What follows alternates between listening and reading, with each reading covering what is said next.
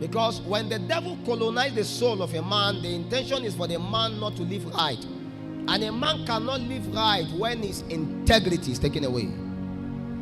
Integrity is your right standing before men, before God, and even before you. Righteousness is your right standing before God. Sincerity is your right standing in the place where people are. So when a pastor is coming to your house, you behave nice, you arrange place well. Even if your mother slap you, you will look at her and say, "Mommy, thank you." That's sincerity because the pastor is there. Or that guy that you eye is there. So there is a way you behave. You are trying to be sincere so that you can get an advantage. You don't have integrity because if that guy is not there, if that pastor is not there, you will say, "Mama, let's exchange blow." I was passing through a lady's house this afternoon and I was there. She didn't know I was there. And I saw the way they were exchanging vulgar words. They were just exchanging words. She was just saying, "I will show you this, I will show you that." And immediately when she saw me, she entered the spirit. Say, "Apostle."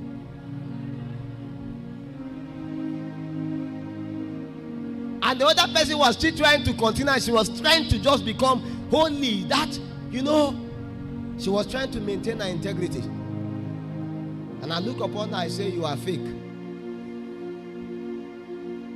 I say, "Continue what?" I say, "No, Papa, it's not like that." Oh, say, "Where am I going to?" I say, "Forget where am I going to. What is going on here?" Say, "Till I die, I will maintain my integrity." What do you do when no one sees you? We are all here now. We are all spiritual now. Sincerity. We are sincere. God is a journey. It's soul colonization. I'm trying to let you know how the devil colonizes us. It will not always start. Bad people don't become bad overnight. It's a process. And the devil is a masterminder of that. Mind you, the devil is a lawbreaker. He has been breaking law again and again. He doesn't play according to the rule. No armed robber starts stealing billions. He starts from 1 naira, 2 naira. In fact, they start from borrowing and not repaying. I know you did not hear that one.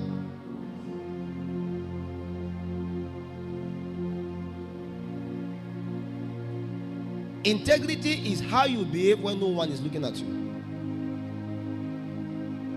That even if no one watches you, how do you behave? While righteousness is what you can't even have. You have to qualify. You cannot qualify to stand before God. You see, integrity is trying to maintain an image before men, right? Sincerity is giving a false image before men. Righteousness is maintaining a right standing before God, which is not almost possible. Because our righteousness is like a filthy rag. Because anytime we appear before God, we are not qualified. And that is why anytime a man appears before God, God sees something to deal with it. So anytime you appear before God, God begins to judge some things in you. You begin to see how a man full of infirmity you are. Woe unto me, I am a man of unclean lips, Isaiah said. But this was a prophet that has been prophesying. There has never been a time that I appear before God and I feel like I'm a man of God. I have never seen a time that God appeared to me and tell me, "Well done, you have done well." No, the salutation always comes at the end. "Good, faithful servant."